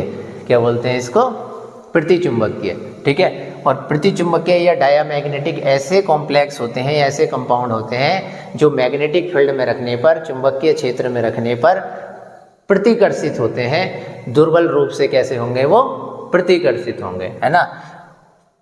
अब इस कॉम्प्लेक्स को तुम अगर मैग्नेटिक फील्ड में लेके जाओगे, क्योंकि इसका मैग्नेटिक फील्ड क्या है, म्यू क्या है इसके लिए, मैग्नेटिक मोमेंट क्या है इसका 0, तो ये कैसा बिहेव करेगा, मैग्नेट की ओर रिपेल होगा, मैग्नेट से क्या होगा, रिपेल होगा, प्रतिकर्षण महसूस करेगा, तो उसे क्या बोल देते हैं, डायामैग्नेटिक, ठीक। तो इसकी मैग्नेटिक नेचर की हमने बात कर ली, अनपेयर्ड इलेक्ट्रॉन इसमें 0 है। अब बात आती है कि ये कॉम्प्लेक्स दो तरह के, इसमें इन्होंने अपनी एक पोस्टुलेट में बात की है इस थ्योरी ने, कि ये कॉम्प्लेक्स जो होते हैं जिनकी प्रेजेंस में इलेक्ट्रॉन जो है पेयर्ड हो जाते हैं, जिनकी प्रेजेंस में ऐसे लिगेंड जिनकी प्रेजेंस में इलेक्ट्रॉन पेयर हो जा रहे हों, या ऐसे कॉम्प्लेक्स जिसके फॉर्मेशन के समय दिख रहा है कि इलेक्ट्रॉन पेयर हो रहे हों, अंदर की ओर को शिफ्ट हो रहे हों, तो ऐसे कॉम्प्लेक्स को हम बोल देते हैं, कैसा कॉम्प्लेक्स है ये, स्पिन पेयर्ड, क्योंकि जो इलेक्ट्रॉन के स्पिन है वो कैसे हो गए, पेयर्ड हो गए, तो क्या नाम दे दिया, स्पिन पेयर्ड कॉम्प्लेक्स। ठीक है, या स्पिन पेयर्ड को हम क्या बोल देते हैं, लो स्पिन कॉम्प्लेक्स भी बोल देते हैं, क्या बोलते हैं, लो स्पिन कॉम्प्लेक्स। ठीक है, अगर किसी में पेयर्ड नहीं होगा वो भी हम देखेंगे एक एग्जांपल में, तो जैसे ये पेयर्ड अगर नहीं होता सपोज इसकी प्रेजेंस में लिगेंड की, तो इसे क्या हम बोल देते हैं, हाई स्पिन कॉम्प्लेक्सेस। ठीक है, या स्पिन फ्री कॉम्प्लेक्सेस, तो अभी इसे क्या बोलेंगे, स्पिन पेयर्ड या लो स्पिन कॉम्प्लेक्स बोलेंगे। ठीक है, नेक्स्ट, तो हमने इसका स्पिन पेयर्ड है, लो स्पिन है, डायामैग्नेटिक है, नेचर कैसी होगी, ये सारी चीज़ों की हमने बात कर ली। तो इनके कुछ पोस्टुलेट्स थे, क्या क्या इन्होंने कहा है वो हम एक एक करके बात कर भी चुके हैं 4-5 पोस्टुलेट्स पर, है ना। क्या क्या इनके एक बार रिवीजन कर लेते हैं। पहला पोस्टुलेट्स क्या है कि कोऑर्डिनेशन नंबर और मैग्नेटिक मोमेंट और हाइब्रिडाइजेशन पे ये थ्योरी पूरी तरह से बेस थी। ठीक है, दूसरा क्या कह रहा है, जो सेंट्रल मेटल है वो बैकेंट ऑर्बिटल का अरेंजमेंट करता है, और उतनी बैकेंट ऑर्बिटल का अरेंजमेंट करता है जितने क्या होते हैं हमारे लिगेंड। तो मेटल अपनी कोऑर्डिनेशन नंबर के अकॉर्डिंग, जितना इसका यहाँ कोऑर्डिनेशन नंबर है उसके अकॉर्डिंग बैकेंट ऑर्बिटल का अरेंजमेंट करती है। ठीक है, बैकेंट ऑर्बिटल में क्या होता है, लिगेंड अपने, नेक्स्ट पोस्टुलेट्स क्या कहता है कि बैकेंट ऑर्बिटल में लिगेंड अपने इलेक्ट्रॉन पेयर डोनेट करता है और कैसा बॉन्ड बनाता है, कोऑर्डिनेट बॉन्ड बनाता है। और जितनी भी बैकेंट ऑर्बिटल हैं वो बैकेंट ऑर्बिटल क्या होती हैं, हाइब्रिडाइजेशन में पार्टिसिपेट करती हैं। ठीक, ये इन्होंने कहा, तो ये इसका नेक्स्ट पोस्टुलेट हो गया। इन्होंने कहा कि अगर कॉम्प्लेक्स फॉर्मेशन के बाद कॉम्प्लेक्स में अगर अनपेयर्ड इलेक्ट्रॉन है तो वो कैसा होगा, पैरामैग्नेटिक, मतलब मैग्नेटिक फील्ड की ओर अट्रैक्ट होगा। और अगर उनके पास अनपेयर्ड इलेक्ट्रॉन नहीं है, जैसे यहाँ पे नहीं थे, तो वो कैसा होगा, डायामैग्नेटिक होगा। और इन्होंने क्या कहा, जो अगर इलेक्ट्रॉन की पेयरिंग हो रही है अगर कॉम्प्लेक्स में, तो उसे हम बोलेंगे स्पिन पेयर्ड या लो स्पिन कॉम्प्लेक्सेस। अगर पेयरिंग नहीं हो रही होती तो उसे क्या बोलते हैं, स्पिन फ्री कॉम्प्लेक्सेस। ठीक है, अभी हम उसका एग्जाम्पल भी देखेंगे। हाँ, नेक्स्ट पोस्टुलेट देख लेते हैं बेटा इसका। नेक्स्ट ये क्या कहता है कि अब हम पहले भी डिस्कस कर चुके हैं कि ये जो थ्योरी है वो पूरी तरह से किस पे बेस्ड है, हाइब्रिडाइजेशन पर, मैग्नेटिक मोमेंट डेटा पर। तो ये थ्योरी क्या कहती है कि कोऑर्डिनेशन नंबर के अकॉर्डिंग मेटल क्या करती है, अपना कॉम्प्लेक्स बनाती है। और इस कोऑर्डिनेशन नंबर में अगर कोऑर्डिनेशन नंबर 2 है तो पॉसिबिलिटी कौन से हाइब्रिडाइजेशन की है, sp की। होने को तो पॉसिबिलिटी कोई भी हो सकती है, क्योंकि हाइब्रिडाइजेशन का एक डेफिनेट टाइप नहीं होता। कुछ केस में हो सकता है s के साथ साथ d ऑर्बिटल पार्टिसिपेट कर रही हो किसी की, है ना, तो प्रोबेबिलिटी हो सकती है। तो कुछ अगर हम देखें इसमें, तो जनरली प्रोबेबिलिटी क्या होगी मेटल के केस में कि s और p हाइब्रिडाइजेशन होगा तो ज्योमेट्री कैसी होगी, लीनियर। और उसका एक एग्जांपल है AgCl2। तो AgCl2 माइनस इसकी जो स्ट्रक्चर होगी वो कैसी होगी, लीनियर। और लीनियर स्ट्रक्चर में एंगल कितने का होगा, 180 डिग्री का। कैसी होगी लीनियर स्ट्रक्चर, कुछ इस तरह से, क्या कि यहाँ बीच में क्या है, सिल्वर, और दोनों क्या है यहाँ, क्लोराइड आयन। ठीक, क्लोरीन क्या है यहाँ पे एज ए लिगेंड काम कर रहा है। ठीक, तो ये स्ट्रक्चर कैसी होगी, लीनियर। और लीनियर स्ट्रक्चर में एंगल कितने का होता है, 180 डिग्री का। ओके, नेक्स्ट, और इसमें ऑर्बिटल कौन कौन सी इन्वॉल्व होंगी, s और px ऑर्बिटल इन्वॉल्व होंगी। ठीक है, अब क्यों, क्योंकि लीनियर एक्सिस को एनसीईआरटी में भी क्या मान के चल रहे हैं, एक्स एक्सिस। ये एक्सिस कौन सी है, बाई एक्सिस। ठीक, ये प्लेनर एक्सिस है। और जो जेड एक्सिस होगी वो कैसी होगी, परपेंडिकुलर होगी। तो परपेंडिकुलर होगी तो ये कुछ इस तरह से होगी। कैसे समझ सकते हैं इसको कि सपोज ये एक्सिस कौन सी है, एक्स एक्सिस, और ये एक्सिस कौन सी है, बाई एक्सिस। तो ये दोनों क्या हैं, अभी एक प्लेन में है। और ये एक्सिस कौन सी हो गई, जेड एक्सिस। ठीक, ये एक्सिस कौन सी हो गई, जेड एक्सिस। तो ये जेड एक्सिस है, ये एक्स एक्सिस और ये वाई एक्सिस। तो एक्स वाई एक्सिस क्या होंगी? प्लेन में। अब क्योंकि लीनियर मॉलिक्यूल है, ठीक, एक ही लाइन में है, एक प्लेन में है, तो कौन सी ऑर्बिटल पार्टिसिपेट कर रही होंगी? हम या तो पी वाई कर सकती है या पी एक्स कर सकती है। तो जनरली फर्स्ट ऑर्बिटल को हमने लिख दिया है कि तीनों पी ऑर्बिटल में से पी एक्स, पी वाई और पी जेड में से कोई एक करेगी। नेक्स्ट, अगर कोऑर्डिनेशन नंबर थर्ड है तो हाइब्रिडाइजेशन क्या होगा? sp2। अगर धातु का, मेटल का कोऑर्डिनेशन नंबर 3 है तो हाइब्रिडाइजेशन क्या होगा? sp2। और sp2 के केस में जो ज़्यादा चांसेस हैं वो क्या है? ट्राइगोनल प्लेनर के। और इसका एग्जांपल क्या है? AuCl3। AuCl3 की यहाँ ऑक्सीडेशन स्टेट कितनी आ जाएगी? +3। तो इस तरह से ये ट्राइगोनल प्लेनर स्ट्रक्चर, और कितने का एंगल होगा? 120 डिग्री का। और क्योंकि प्लेनर है तो फिर से देखो वहीं पे वही बात कि कौन सी एक्सिस इन्वॉल्व होगी पी ऑर्बिटल की? एक्स और वाई एक्सिस, ठीक। जेड वाली, जेड एक्सिस पर जो पी ऑर्बिटल होगी वो क्या होगी? पार्टिसिपेट नहीं करेगी। कौन सी करेगी? पी एक्स और पी वाई, ठीक है। उम्मीद है क्लियर हो गया हो। क्यों? क्योंकि एक्स एक्सिस और ये क्या है? Suppose y axis. तो जो ऑर्बिटल प्लेन में है, क्योंकि मॉलिक्यूल भी कैसा बन रहा है? प्लेनर, तो ऑर्बिटल भी तो वही इन्वॉल्व होंगी, क्योंकि लिगेंड कहाँ से आ रहे हैं? प्लेन से आ रहे हैं, ठीक है। कहाँ से आ रहे हैं? प्लेन से, नॉट ट्रेन से। तो कहाँ से आ रहे हैं? प्लेन से। तो प्लेन से अगर लिगेंड आ रहे हैं तो कौन सी एक्सिस बताइए प्लेन में? एक्स और वाई एक्सिस। तो कहाँ से आएगा लिगेंड? प्लेन एक्सिस से आएगा। तो इन्वॉल्व भी कौन सी ऑर्बिटल होंगी? पी एक्स और पी वाई। नेक्स्ट, अगर कोऑर्डिनेशन नंबर 4 है तो कोऑर्डिनेशन नंबर 4 में दो पॉसिबिलिटी जनरली देखने को मिलती हैं। कौन कौन सी? sp3 हाइब्रिडाइजेशन है तो टेट्राहेड्रल ज्योमेट्री होगी। और इसका एक एग्जांपल क्या है? NiCO का होल 4।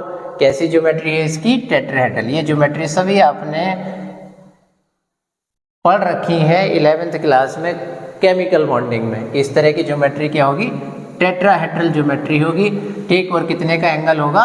109.5 डिग्री का। टेट्राहेड्रल ज्योमेट्री कैसी होगी? कुछ इस तरह की होगी, है ना। टेट्राहेड्रल में क्या होता है? सभी एंगल कैसे होते हैं? एक जैसे होते हैं। टेट्राहेड्रल में सभी एंगल कैसे होते हैं? एक जैसे। कहीं से भी आप ऑब्जर्व करोगे तो सभी एंगल कितने के होंगे? अगर सारे एटम बॉन्डेड है, मतलब कोई लोन पेयर ऑफ इलेक्ट्रॉन नहीं है, तो सभी एंगल कितने होंगे? 109.5 डिग्री के। चाहे ये वाला देख लो, चाहे ये वाला देख लो, चाहे ये वाला देख लो। तो इसका कोई एग्जाम्पल क्या है कोऑर्डिनेशन कंपाउंड में? वो है NiCO का होल 4, जिसकी की ज्योमेट्री कैसी होती है? टेट्राहेड्रल। और टेट्राहेड्रल के केस में जो ऑर्बिटल इन्वॉल्व होंगी वो कौन सी होगी? s। 4 ऑर्बिटल पार्टिसिपेट करेंगी अब, ठीक है, 4 लिगेंड को जोड़ने के लिए या 4 एटम्स को जोड़ने के लिए। तो 4 ही ऑर्बिटल जो है इसमें पार्टिसिपेट करेंगी, एक s, एक px, एक py और एक pz। तो टेट्राहेड्रल के केस में होता है। कुछ केस में, एक दो एग्जाम्पल एक्सेप्शन के केस में ऐसे होते हैं कि उसमें dxy, dyz और dzx ये तीनों ऑर्बिटल भी पार्टिसिपेट टेट्राहेड्रल के केस में कभी कभी करती हैं। तो वो रेयर ही एग्जाम्पल होते हैं, ठीक। हाँ, उसके बाद ट्राइगोनल प्लेनर कैसी होती है उसको मैं बताने से भूल गया कि ट्राइगोनल प्लेनर कैसी होती है कि ये कोई एक कंपाउंड है हमारा, ठीक। ये कैसी ज्योमेट्री होगी? ट्राइगोनल। ट्राइगोनल मतलब 3 तरह के एंगल यहाँ पे 120 के 3 एंगल होंगे यहाँ पे। और प्लेनर क्यों बोलेंगे? क्योंकि तीनों ही जो सराउंडिंग लिगेंड है वो कैसे हैं? सब एक प्लेन में है। या तीनों एलिमेंट जो होंगे सेंट्रल एटम से जुड़े हुए वो कैसे होंगे? सब एक प्लेन में होंगे, इसलिए क्या बोलते हैं? ट्राइगोनल प्लेनर, क्योंकि प्लेन में है। और ट्राइगोनल क्यों बोला? क्योंकि 3 एंगल बन रहे हैं, कितने के? 120 के। तो ये क्या हो गया? इसका एग्जाम्पल है AuCl3। नेक्स्ट हम बात कर लेते हैं कोऑर्डिनेशन नंबर 4 की। हमने टेट्राहेड्रल की बात कर ली है। अब कोऑर्डिनेशन नंबर 4 में ही एक ज्योमेट्री और हो सकती है, एक चांसेस और हो सकते हैं कोऑर्डिनेशन नंबर 4 में। वो कौन सा होता है? DsP2 या sp2d, ठीक। इसमें ज्योमेट्री कैसी होगी? Square planar. और इसका एग्जाम्पल क्या है? PtNH3 का होल 2 नेगेटिव। मीन्स ये सारे लिगेंड कैसे होंगे? एक प्लेन में होंगे, ठीक है। और मेटल भी क्या होगी? उसी प्लेन में होगी। इस तरह की इसकी ज्योमेट्री होगी, उसे भी देख लेते हैं कि स्क्वायर प्लेनर ज्योमेट्री कैसी होगी। कि स्क्वायर प्लेनर ज्योमेट्री कुछ इस तरह की होती है। स्क्वायर प्लेनर ज्योमेट्री कुछ इस तरह की होती है कि मेटल है और चारों तरफ क्या है, लिगेंड है, और उनके बीच का एंगल कितना होता है, 90 डिग्री। सभी एंगल कितने होंगे, 90 डिग्री के होंगे, और सभी लिगेंड्स और मेटल क्या होंगे, एक प्लेन में होंगे। और हम एनसीईआरटी के अकॉर्डिंग, क्योंकि एक्स एक्सिस और वाई एक्सिस को प्लेन में मान के चलते हैं, तो हमारे सारे लिगेंड कौन से प्लेन में है, एक्स वाई प्लेन में है ना। और ये वाली एक्सिस कौन सी है, जेड एक्सिस। तो हम जो पढ़ते हैं वो एनसीईआरटी के अकॉर्डिंग हम ये मान के चलते हैं कि लिगेंड हमारे चारों कैसे हैं, जो चारों लिगेंड है वो अभी एक्स वाई प्लेन में है। सपोज ये एक्स एक्सिस है, तो ये वाले दोनों लिगेंड एक्स एक्स पे हैं, और ये वाले किस में है, वाई एक्स पे। तो जो ऑर्बिटल भी पार्टिसिपेट करती हैं स्क्वायर प्लेनर कॉम्प्लेक्स में, वो वाली ऑर्बिटल पार्टिसिपेट करती हैं जिनकी की लोब एक्सिस के ऊपर है, और वो भी एक्स और वाई एक्सिस के ऊपर है। जैसे एस ऑर्बिटल तो स्फेरिकल होती है, वो तो तीनों एक्सिस पर इलेक्ट्रॉन डेंसिटी सेम होती है। पी ऑर्बिटल, अब पी ऑर्बिटल में पी एक्स, सॉरी यहाँ पे बताना है, पी एक्स पी वाई, केवल पी एक्स और पी वाई पार्टिसिपेट करेंगी, पी जेड पार्टिसिपेट नहीं करेगी, क्योंकि लिगेंड कहाँ से आ रहे हैं स्क्वायर प्लेनर कॉम्प्लेक्स बनाते समय, एक्सिस पर से आ रहे हैं, और वो भी एक्स वाई एक्सिस पे से आ रहे हैं। तो ऑर्बिटल भी मेटल की कौन सी वाली पार्टिसिपेट करेगी, जो कि एक्स अक्ष पे होगी और वाई अक्ष पे होगी, एक्स एक्सिस पे होगी और वाई एक्सिस पे होगी। तो पी एक्स पी वाई और कौन सी, D x square minus Y square. अब होने को जो डी ऑर्बिटल होती हैं वो D X Y, D Y Z, D Z X, D x square minus Y square और डी जेड स्क्वायर। तो इनकी लोब कहाँ होती है, एक्सिस के ऊपर, हमने पढ़ा है। इनकी लोब कहाँ होती है, एक्सिस के बीच में होती है। इनकी लोब कहाँ होती है, एक्सिस के बीच में होती है इन तीनों की, और इनकी कहाँ होती है, एक्सिस के ऊपर होती है। अब क्योंकि स्क्वायर प्लेनर कॉम्प्लेक्स है, लिगेंड कहाँ से अप्रोच कर रहे हैं, एक्सिस के ऊपर से अप्रोच कर रहे हैं, ठीक है। तो ऑर्बिटल भी मेटल की कौन सी वाली पार्टिसिपेट करेगी, जिनकी लोब एक्सिस के ऊपर है। तो इसका मतलब ये तो पार्टिसिपेट करेंगी नहीं। अब इन दोनों में से किसी एक को पार्टिसिपेट करने की जरूरत पड़ रही थी, क्योंकि 4 कोऑर्डिनेशन नंबर है, तो कितनी ऑर्बिटल पार्टिसिपेट करेंगी, टोटल 4 में से एक एस ने कर लिया, एक पी एक्स ने कर लिया, एक पी वाई ने कर लिया, एक 5 ऑर्बिटल जो होती हैं डी, उसमें से एक डी को पार्टिसिपेट करना था, तो वो भी कौन सी होगी, d x square minus Y square. क्यों, क्योंकि इसकी लोब एक्सिस के ऊपर होती है, और लिगेंड भी स्क्वायर प्लेनर कॉम्प्लेक्स में कहाँ से आते हैं, एक्सिस के ऊपर से। और स्क्वायर प्लेनर कॉम्प्लेक्स क्योंकि एक्स वाई प्लेन में हम मान करके चल रहे हैं, तो ऑर्बिटल भी कौन सी इन्वॉल्व होगी, x square minus Y square. D Z square की लोब भी एक्सिस के ऊपर होती है, लेकिन ये पार्टिसिपेट नहीं करेगी। क्यों नहीं करेगी, क्योंकि लिगेंड कहाँ से आ रहे हैं, एक्स वाई एक्सिस से।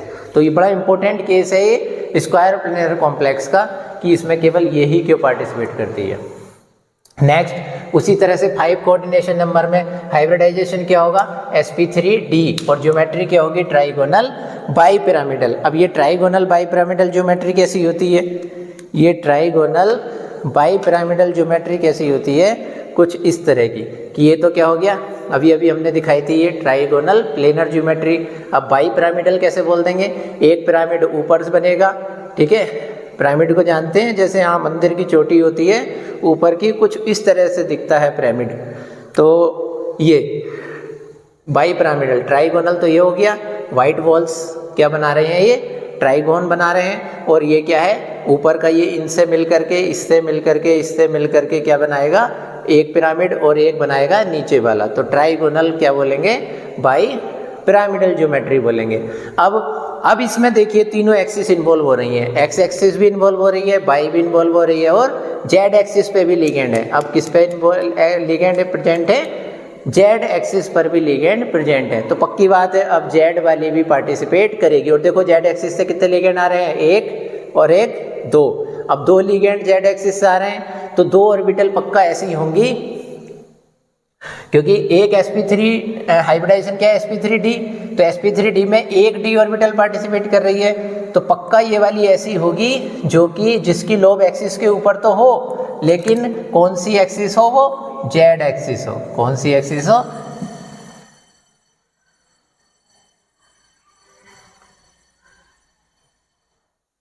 कौन सी एक्सिस हो, वो जेड एक्सिस हो। और जेड एक्सिस पे कौन सी ऑर्बिटल होती है, डी में डी जेड स्क्वायर। अब डी जेड स्क्वायर कैसी होगी, यहाँ पे मेटल है, मेटल की यहाँ पे dz² ऑर्बिटल होगी, लिगेंड भी एक्सिस के ऊपर से आ रहे हैं तो कौन सी इन्वॉल्व होगी, dz²। और x एक्सिस पे जुड़ने के लिए इस लिगेंड के लिए px, इस लिगेंड के लिए py और इस लिगेंड के लिए s ऑर्बिटल। तो इन तीनों के लिए s, px, py और इनके लिए दोनों के लिए एक के लिए pz और एक के लिए dz² ऑर्बिटल पार्टिसिपेट करेगी। तो यही है s, px, py, pz और dz²। तो 5 कोऑर्डिनेशन नंबर में कौन सी ज्योमेट्री होगी, ट्राइगोनल बाइपिरामिडल, ट्राइगोनल बाइपिरामिडल। तो इस तरह से ये ट्राइगोनल बाइपिरामिडल स्ट्रक्चर है। ये हमने दिखाया था, सामने से ट्राइगोनल टाइप का दिखेगा, ठीक, ट्राइगोन टाइप का, और बाइपिरामिडल क्यों बोल दिया, ये हो गया। नेक्स्ट ज्योमेट्री है जो कि कोऑर्डिनेशन नंबर और हाइब्रिडाइजेशन की हेल्प से कैलकुलेट कर सकते हो बीबीटी में, वो कौन सी है, sp3d2 या d2sp3 हाइब्रिडाइजेशन। ठीक, अब sp3d2 हो या d2sp3 हो, दोनों में ही कौन सी ज्योमेट्री होगी, ऑक्टाहेड्रल। इसे स्क्वायर बाइपिरामिडल भी बोलते हैं। स्क्वायर क्यों बोला, क्योंकि ये किसकी तरह है, स्क्वायर की। अगर एक यहाँ से इसको मिला दूं सबको तो ये क्या बन जाएगा, एक स्क्वायर बन जाएगा। और बाइपिरामिडल क्यों बोला, क्योंकि एक पिरामिड ऊपर से और एक पिरामिड कहाँ से बनेगा, नीचे से, तो इसके बोल दिया इसे स्क्वायर बाइपिरामिडल इसे बोल दिया। तो यहाँ पे दो चांसेस हैं, एक कौन सा, इस sp3d2 हाइब्रिडाइजेशन का और एक d2sp3 हाइब्रिडाइजेशन का। इसका एग्जांपल बेटा हमने पढ़ा है, सबसे पहले इसी को देखा था कि ऐसी ज्योमेट्री बना रहा था ये ऑक्टाहेड्रल। और ये कैसा कॉम्प्लेक्स था हमने वो भी बात कर ली थी। स्पिन पेयर्ड, मतलब इलेक्ट्रॉन की क्या हो रही थी वहाँ पे, पेयरिंग हो रही थी। क्यों, क्योंकि इसका मैग्नेटिक मोमेंट कितना देखा था हमने अभी 0।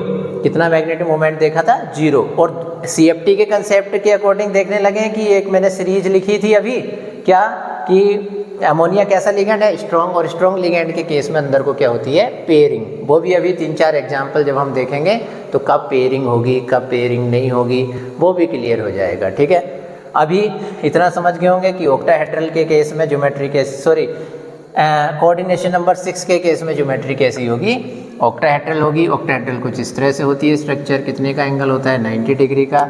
यहाँ कितने का होता है, 120 डिग्री। और इसके बीच में कितना होता है, 90 डिग्री।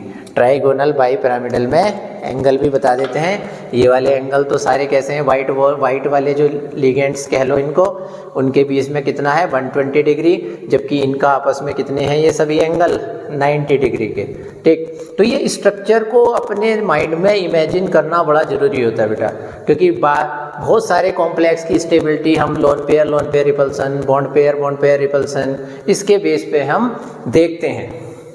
ठीक है, तो ये हो गया। अब ये चीज़ और एक्सप्लेन कर देता हूँ बेटा कि sp3d2 और d2sp3 का क्या मतलब है। जैसे यहाँ पे था dsp2 या sp2d, तो इनके केस में क्या होता है, इन दोनों के केस में क्या होता है कि अगर आपके पास, क्योंकि हमें पता है मेटल की जो ऑर्बिटल्स हैं वो n-1d, n-1 और d ऑर्बिटल पार्टिसिपेट करती है बॉन्ड बनाने में, ns ऑर्बिटल, np ऑर्बिटल और nd ऑर्बिटल। n किसको रिप्रेजेंट कर रहा है, नंबर ऑफ सेल, है ना। अगर नंबर ऑफ सेल 4 है, मतलब 4d है, 4p है, 4s है, तो n-1d कितना हो जाएगा, 4-1 कितना हो जाएगा, 3d, है ना। अब ऐसा होता है कि ये जो d ऑर्बिटल पार्टिसिपेट कर रही हैं बॉन्ड बनाने में, अगर आउटर मोस्ट सेल की ऑर्बिटल पार्टिसिपेट कर रही है, ये बाह्यतम कक्षा की d ऑर्बिटल भाग ले रही है बॉन्ड बनाने में, आउटर सेल की ऑर्बिटल पार्टिसिपेट कर रही है, तब तो उसे बोलेंगे कॉम्प्लेक्स को आउटर ऑर्बिटल कॉम्प्लेक्स। अगर सपोज फोर्थ सेल की d ऑर्बिटल पार्टिसिपेट करे ना, ये वाली दोनों d ऑर्बिटल अगर फोर्थ सेल की हैं तो इस कॉम्प्लेक्स को बोलेंगे आउटर ऑर्बिटल कॉम्प्लेक्स। लेकिन इसके केस में हमने देखा था अभी कि उसके केस में कौन सी वाली ऑर्बिटल पार्टिसिपेट कर रही थी, थर्ड, जो तीसरी सेल है पेनल्टीमेट सेल जिसे बोलते हैं हम, बाहर से अंदर वाली सेल को क्या बोलते हैं, पेनल्टीमेट सेल। तो पेनल्टीमेट सेल की अगर हम बात करें तो उसमें d ऑर्बिटल कौन सी वाली पार्टिसिपेट कर रही थी बॉन्ड फॉर्मेशन में, 3d सब सेल की। ठीक है, तो 3d सब सेल की ऑर्बिटल अगर पार्टिसिपेट करती है, यानी कि n-1d अगर ऑर्बिटल पार्टिसिपेट करती है तो इनर ऑर्बिटल कॉम्प्लेक्स, और अगर आउटर सेल की d ऑर्बिटल पार्टिसिपेट करती है तो आउटर ऑर्बिटल कॉम्प्लेक्स। इन्हें हम डिटेल में भी देखेंगे। तो उम्मीद है ये सब चीज़ें समझ में आ गई थी मेन है स्क्वायरल प्लेनर कॉम्प्लेक्स में कि इसमें px py क्यों करते हैं, क्योंकि इसे हम x एक्सिस मानते हैं। सपोज ये y एक्सिस और लिगेंड कहाँ से अप्रोच करते हैं, x और y एक्सिस से अप्रोच करते हैं, प्लेन से अप्रोच करते हैं स्क्वायर प्लेनर कॉम्प्लेक्स में, क्योंकि नाम ही स्क्वायर प्लेनर है। तो ऑर्बिटल भी कौन सी पार्टिसिपेट करेंगी मेटल की, जिनकी लोब एक्सिस के ऊपर होंगी। तो कहीं ना कहीं ऑर्बिटल की स्ट्रक्चर का भी यहाँ बड़ा इंपॉर्टेंट रोल है कि हमें पता होना चाहिए बेटा कि किसकी ऑर्बिटल की स्ट्रक्चर कैसी होती है। ठीक, वो एक बार और देख लो। इन डी में मैंने बताया था इनकी जो d x y d y z D Z x इनकी एक्सिस के बीच में होती है, d x square minus Y square की एक्सिस के ऊपर होती है, डी जेड स्क्वायर भी एक्सिस के ऊपर होती है। ठीक, और p x p y p z भी आपने पढ़ा है सब। पी ये सपोज ये एक्स एक्सिस है तो पी एक्स, सपोज ये वाई एक्सिस है तो ये पी वाई, और ये अगर जेड एक्सिस है, ठीक है, तो ये पी जेड है ना। मान तो कोई सी भी सकते हैं लेकिन हम प्लेनर एक्सिस किसे मान के चलेंगे, एक्स और वाई। तो इतना कुछ था। अब बेटा हम कुछ एग्जाम्पल देख लेते हैं, ठीक है, कि किसका फॉर्मेशन कैसे होगा, किस कॉम्प्लेक्स का। 3-4 हम एग्जाम्पल देखेंगे। हालांकि बीबीटी ने तो बताया था कि मैग्नेटिक मोमेंट वो कैलकुलेट करते थे, उसके हिसाब से अनपेयर्ड इलेक्ट्रॉन निकाल लेते थे। मैंने अभी अभी बताया कि अनपेयर्ड इलेक्ट्रॉन कैसे निकालते हैं। उसके बाद वो क्या करते थे, तुक्केबाजी शुरू कर देते थे कि भैया इतने अनपेयर्ड इलेक्ट्रॉन छोड़ने हैं इसमें, है ना। लेकिन हम क्या करेंगे, अब हम CFT ने जो बताया था ना, स्पेक्ट्रोकेमिकल श्रेणी मैंने आपको बताई थी, उसके अकॉर्डिंग वीक और स्ट्रॉन्ग लिगेंड हमें पता है। तो वीक और स्ट्रॉन्ग लिगेंड मान करके ये चलेंगे कि स्ट्रॉन्ग लिगेंड होगा तो अंदर की ओर को पेयरिंग हो जाएगी, अभी हम डिस्कस करेंगे। और अगर वीक लिगेंड होगा तो इलेक्ट्रॉन की पेयरिंग अंदर को नहीं होगी। तो उसके बेस पे भी देखेंगे और मैग्नेटिक मोमेंट के बेस पे भी देखेंगे। एक और एग्जांपल देख लेते हैं बेटा इसका, क्या कि कैसे हम इन कॉम्प्लेक्स का बीबीटी के अकॉर्डिंग फॉर्मेशन करते हैं। तो बीबीटी के अकॉर्डिंग अगर हम बात करें तो वो तो क्या देखते थे, मैग्नेटिक मोमेंट देखते थे, है ना। और मैग्नेटिक मोमेंट अगर इस कॉम्प्लेक्स का देखेंगे तो वो अप्रोक्स कितना आएगा, हम अगर इसी के अकॉर्डिंग अगर तुक्केबाजी हम भी करने लगे बीबीटी के अकॉर्डिंग, तो बीबीटी के अकॉर्डिंग इसकी तुक्केबाजी करो। क्या H2O न्यूट्रल लिगेंड है, इस पर पॉजिटिव चार्ज है, तो Fe की जो ऑक्सीडेशन स्टेट आएगी, ये तो न्यूट्रल है ना, तो कितनी हो जाएगी ऑक्सीडेशन स्टेट, x = +2, क्योंकि ये न्यूट्रल है। जिसकी निकालनी होती है पता है उसकी x प्लस इसकी 0 × 6 और +2, तो x कितनी हो गई +2। तो यहाँ पर 2 ऑक्सीडेशन स्टेट आ रही है। अब आयरन का अगर हम ऑक्सीडेशन स्टेट लिखें यहाँ और इसका इलेक्ट्रॉनिक कॉन्फ़िगरेशन करें तो आयरन का 26 होता है, लेकिन अभी यहाँ से 2 इलेक्ट्रॉन रिलीज हो गए, तो पहले 26 का कर लो। चलो आर्गन ले लो 18 के लिए, 18 के लिए क्या ले लो आर्गन। और 3D क्या होता है इसका 6 और 4s2 और 4p 0 और 4d क्या है अभी 0। तो अगर हम यहाँ से 2 इलेक्ट्रॉन रिलीज करें, क्योंकि इसमें +2 ऑक्सीडेशन स्टेट में है ये, और +2 का मतलब 2 इलेक्ट्रॉन इसने क्या कर दिए होंगे, रिलीज कर दिए होंगे, तभी यहाँ पे +2 आया होगा। तो +2 ऑक्सीडेशन स्टेट में क्या इसका इलेक्ट्रॉनिक कॉन्फ़िगरेशन हो जाएगा। अब S से क्या यहाँ से रिलीज कर दो 2 इलेक्ट्रॉन, तो S भी क्या हो गया 0। अब 3D में देखो कितने इलेक्ट्रॉन हैं, 1 2 3 4 5, सबको पता है जो इलेक्ट्रॉन है वो किसकी तरह फिल करेंगे, हुंड्स रूल के अकॉर्डिंग फिल करेंगे। पहले क्या होगा अनपेयर्ड और बाद में क्या होंगे पेयर्ड। तो 6 यहाँ हो गए, अब क्या हो गए 7। तो ये बीबीटी थ्योरी ने भी ये बातें कही थी कि इलेक्ट्रॉन को पहले क्या करेंगे इस तरह से भरेंगे। हाँ, अब 4s में क्या है 0, 4p में भी क्या है 0 और 4d में भी क्या है 0। तो कितने अनपेयर्ड इलेक्ट्रॉन है 4। तो 4 अनपेयर्ड इलेक्ट्रॉन में मैंने बताया था अगर n = 4 है तो म्यू जो आता है वो आता है 4.92 के समथिंग आता है, 4.9092 के समथिंग आता है ना। तो इतना इसका मैग्नेटिक मोमेंट। तो बीबीटी वाले तो क्या करते, सीधे सीधे इस कॉम्प्लेक्स को उठाया, मैग्नेटिक मोमेंट निकाल दिया, इसके आसपास आया तो वो क्या ले लेते थे, समझ जाते थे कि उसमें 4 अनपेयर्ड इलेक्ट्रॉन है, 4 अनपेयर्ड इलेक्ट्रॉन है।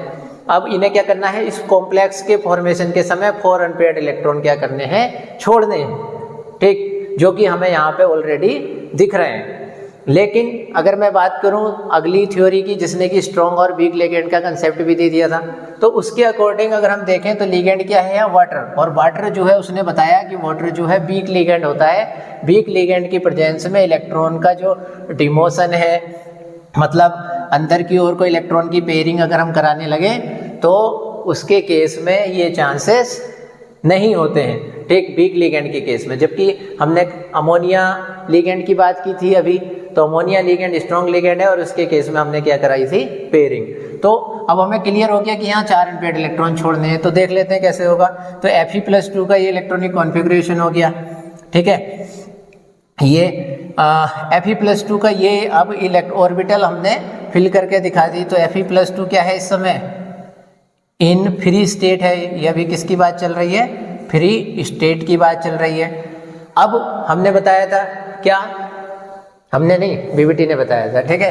किसने बताया था, बीबीटी थ्योरी ने बताया था। क्या बताया था कि मेटल जो होती है वो लिगेंड्स के नंबर्स के अकॉर्डिंग या अपने कोऑर्डिनेशन नंबर के अकॉर्डिंग खाली डब्बों की व्यवस्था करती है, खाली ऑर्बिटल की व्यवस्था करती है। वही जैसे आपके यहाँ गेस्ट आ रहे हैं और आप रूम अरेंज करने में लग जाते हो, साफ सफाई करने में लग जाते हो, सेम यहाँ पे इसके यहाँ ये गेस्ट बन के आ रहा है। और कितने गेस्ट आ रहे हैं, 6, और वीआईपी गेस्ट हैं। सबको कैसे कमरे चाहिए, बिल्कुल खाली कमरे चाहिए, है ना। ये एडजस्ट नहीं करते क्योंकि पूरा इलेक्ट्रॉन पेयर लेकर के आ रहे हैं, है ना।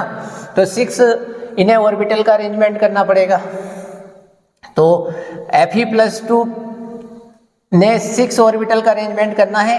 तो अभी यहाँ पे देखो इसकी प्रेजेंस में पेयरिंग तो होगी नहीं, ये इसके केस में घर वाले भी वीआईपी हैं, क्या, मेटल के इलेक्ट्रॉन भी वीआईपी हैं, क्या, कि भैया हम शिफ्ट नहीं होंगे तुम्हारी प्रेजेंस में, क्योंकि तुम इतने भारी वीआईपी भी नहीं हो कि वीआईपी तो हो, चलो खाली कमरे में सो गए, लेकिन इतने भी नहीं हो कि हम अपने ही कमरों को जिसमें हम ऑलरेडी सो रहे थे उसमें जो है हम शिफ्ट हो जाएंगे कहीं को, तो हम भी यहाँ से शिफ्ट नहीं होंगे, है ना।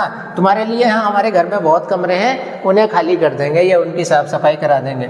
चलो भाई, आयरन ने 6 ऑर्बिटल की साफ सफाई करा दी, 6 ऑर्बिटल जो है उसने खाली कर दी, 6 खाली डब्बों की व्यवस्था कर दी। तो 6 खाली डब्बों की व्यवस्था इन्होंने यहाँ से कौन कौन सी कर दी, एक S, Px, Py, Pz और 2 d ऑर्बिटल आएंगी। और हमने बताया था अभी कि जो 5 d ऑर्बिटल में से कौन सी वाली 2 d ऑर्बिटल पार्टिसिपेट करेंगी, dx² माइनस y² और dz²। क्यों, क्योंकि लिगेंड ऑक्टाहेड्रल कॉम्प्लेक्स में कहाँ से आते हैं, एक्सिस के ऊपर से, और इन ऑर्बिटल की जो लोब होती है उनकी भी कहाँ होती है, एक्सिस के ऊपर होती है।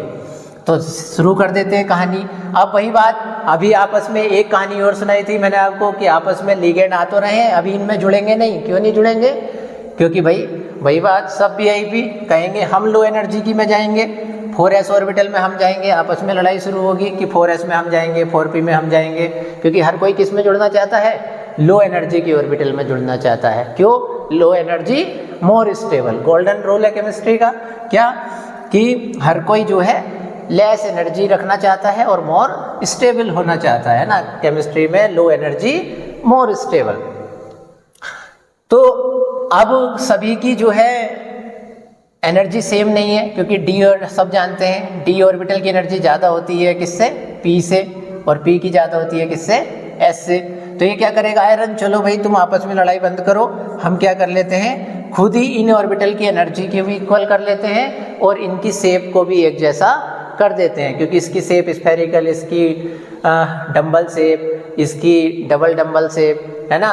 तो तुम परेशान मत हो, हम सबकी एनर्जी भी एक जैसी कर देते हैं और हम सबकी शेप भी एक जैसी कर देते हैं। और इसी फिनोमिना को हमने क्या नाम दिया था, हाइब्रिडाइजेशन। तो ये किस में जाएंगे, Fe+2 इन हाइब्रिड स्टेट, संकरण में जाएंगे। किस में जाएंगे, संकरण में। हाइब्रिडाइजेशन को क्या बोलते हैं, संकरण बोलते हैं। 1 2 3 4, तो ये तो हो गए बेटा किसके इलेक्ट्रॉन, सॉरी यहाँ बन आएगा। अब इन सभी ऑर्बिटल की जो शेप है 1 2 3 4 5 6, सबकी शेप भी एक जैसी हो गई, सबकी एनर्जी भी एक जैसी हो गई, ठीक। तो अब कोई भी ना S बची, ना P बची, ना D बची। अब सबने आपस में मिक्स करके अपनी एनर्जी को मिक्स कर लिया, तो और शेप को भी एक जैसा कर लिया। अब एक S पार्टिसिपेट कर रही है 3p और 2d, तो ये सारी ऑर्बिटल कैसी हो गई sp3d2।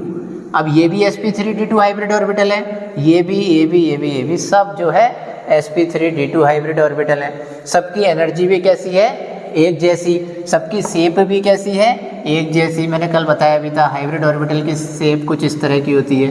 अब ये 6 की 6 ऑर्बिटल की शेप कैसी हो गई, एक जैसी। अब इन ऑर्बिटल्स को स्पेस में अरेंज होना भी क्या रहेगा, आसान रहेगा, और एक डेफिनेट ज्योमेट्री वहाँ पे कॉम्प्लेक्स की मिल जाएगी। तो क्या लिखेंगे अब, फॉर्मेशन ऑफ किसका फॉर्मेशन हो रहा है, FeH2O का होल 6 प्लस 2। कैसे हो रहा है इसका फॉर्मेशन, वही 1 2 3 4 1 2 3 4 5 6 है ना। और यहाँ पर आकर के कौन जुड़ गया, ये इलेक्ट्रॉन पेयर 3 4 5 और 6, ये इलेक्ट्रॉन पेयर किसके हैं, वाटर मॉलिक्यूल के। किसके हैं ये, वाटर मॉलिक्यूल के। किसके हैं, वाटर मॉलिक्यूल के। ऑक्सीजन ने यहाँ पे इलेक्ट्रॉन पेयर डोनेट कर दिया। अब ये सारे बॉन्ड कैसे हैं, सिंगल बॉन्ड एक तरह से कहेंगे, और हमेशा कोऑर्डिनेट बॉन्ड अगर एक बना हो तो उसे सिग्मा ही मानते हैं। क्या मानते हैं उसे, सिग्मा बॉन्ड ही मान के चलते हैं। सिंगल बॉन्ड को कोऑर्डिनेट बॉन्ड अगर कहीं अकेला है तो उसे सिंगल बॉन्ड या सिग्मा बॉन्ड मान के चलते हैं, ठीक। तो अब ये 6 लिगेंड इस तरह से जुड़ेंगे, तो 6 लिगेंड जुड़ गए, और संकरण क्या है, हाइब्रिडाइजेशन क्या है, sp3d2 हाइब्रिडाइजेशन है। और sp3d2 में अभी हमने बात की थी, क्या ज्योमेट्री होती है sp3d2 में, ऑक्टाहेड्रल। क्या होती है, ऑक्टाहेड्रल, अष्टफलकीय ज्योमेट्री होती है। तो अष्टफलकीय ज्योमेट्री अभी दिखाई भी थी किस तरह की होती है, कि 4 लिगेंड तो होंगे एक प्लेन में, और एक प्लेन के ऊपर, और एक प्लेन के नीचे, और सभी एंगल कितने होंगे, 90 डिग्री के होंगे, है ना। अब इसमें बात कर लेते हैं इसके मैग्नेटिक मोमेंट की। तो मैग्नेटिक मोमेंट इसका कैसा होगा, मैग्नेटिक मोमेंट निकाल दो इसका। अनपेयर्ड इलेक्ट्रॉन कितने हैं, 4। अब n इजिकल टू कितना है, 4, तो म्यू इजिकल टू कितना हो जाएगा, √4, और 4 + 2 कितना हो गया, √20। 4 4 तो 6 6 24, ठीक हो गया, है ना। कितना हो गया ये, 24। और कितना आता है जो √, क्योंकि 25 का तो कितना होता है 5, तो पक्की बात है 5 से कम होगा, तो ये अप्रोक्स कितना आता है 4.90 bm। अब इसका कोई ना कोई मैग्नेटिक मोमेंट आया है। अब किसी का अगर मैग्नेटिक मोमेंट आ रहा है मतलब वो मैग्नेटिक फील्ड में रखने पर अट्रैक्ट होगा, अब चाहे वीकली हो चाहे स्ट्रांगली हो। तो ये कॉम्प्लेक्स कैसा है, पैरामैग्नेटिक कॉम्प्लेक्स है। इससे पहला जो कॉम्प्लेक्स था वो कैसा था, डायामैग्नेटिक कॉम्प्लेक्स था। डायामैग्नेटिक कॉम्प्लेक्स कैसे होते हैं, जो मैग्नेटिक फील्ड में रखने पर मैग्नेटिक फील्ड से दूर भागते हैं, ठीक है। अब हम बात कर लेते हैं, क्योंकि ये कॉम्प्लेक्स देखो, अब इसमें आउटर डी ऑर्बिटल ने पार्टिसिपेट किया है, बाहर वाली सेल जो आउटर सेल है उसकी डी ऑर्बिटल ने पार्टिसिपेट किया है, तो ये कॉम्प्लेक्स क्या कहलाएगा, मैग्नेटिक नेचर हम देख लेते हैं। मैग्नेटिक नेचर कैसा होगा, ये होगा पैरामैग्नेटिक। क्या होगा, पैरामैग्नेटिक, मतलब हिंदी में क्या बोलते हैं इसको, अनुचुंबकीय, मतलब चुंबकीय क्षेत्र की ओर आकर्षित होगा। अब ये क्या होगा, नेक्स्ट इसे देख लेते हैं, क्योंकि इसमें आउटर सेल की ऑर्बिटल पार्टिसिपेट कर रही है, तो ये कैसा कॉम्प्लेक्स है, outer orbital complex. Outer orbital complex, क्योंकि इसमें जो डी ऑर्बिटल है वो कौन सी सेल की है, आउटर सेल की है। अगर इस वाली की पार्टिसिपेट करती, जैसे लास्ट एग्जांपल था, तो इनर ऑर्बिटल बोल देते। अब इसे क्या बोलेंगे, पहला कॉम्प्लेक्स क्या था, इससे पहला पढ़ा था, वो क्या था, लो स्पिन। ये कैसा है, हाई स्पिन। क्यों, क्योंकि इसमें स्पिन की पेयरिंग नहीं हुई है। ज़्यादातर इलेक्ट्रॉन कैसे हैं, अनपेयर्ड है। लिगेंड की प्रेजेंस में अगर पेयरिंग हो जाती है तो उसे बोलते हैं लो स्पिन, और अगर लिगेंड की प्रेजेंस में पेयरिंग नहीं होती है तो उसे बोलते हैं स्पिन फ्री कॉम्प्लेक्स। तो ये कैसा कॉम्प्लेक्स होगा, स्पिन फ्री कॉम्प्लेक्स होगा। तो आउटर ऑर्बिटल कॉम्प्लेक्स है ये, और कैसा है ये, स्पिन फ्री कॉम्प्लेक्स है। तो इस तरह से बेटा आपको फॉर्मेशन करने के लिए एग्जाम में आ सकता है, ठीक है। बोर्ड के एग्जाम में पूछ सकता है कि एक कंपाउंड, इसका मैग्नेटिक मोमेंट ये है, और इसका फॉर्मेशन करके बताओ, इसकी ज्योमेट्री बताओ, इसकी मैग्नेटिक नेचर बताओ, और ये आउटर ऑर्बिटल है या स्पिन फ्री है, इनर ऑर्बिटल है या फिर स्पिन पेयर्ड कॉम्प्लेक्स है ना। तो इस तरह से आसानी से तुम बता सकते हो। तो ये ऑक्टाहेड्रल कॉम्प्लेक्स के बारे में बता दिया हमने। तो इसके बाद बेटा ये देख दो एग्जाम्पल और देखेंगे टेट्राहेड्रल कॉम्प्लेक्स का और स्क्वायर प्लेनर कॉम्प्लेक्स का हम, ठीक। उसमें भी काफ़ी सारे हम बीबीटी के बेस पे भी देखेंगे और सीएफटी के बेस पर भी देखेंगे। तो आज के लेक्चर में इतना ही, मिलते हैं नेक्स्ट वीडियो में। ओके बेटा।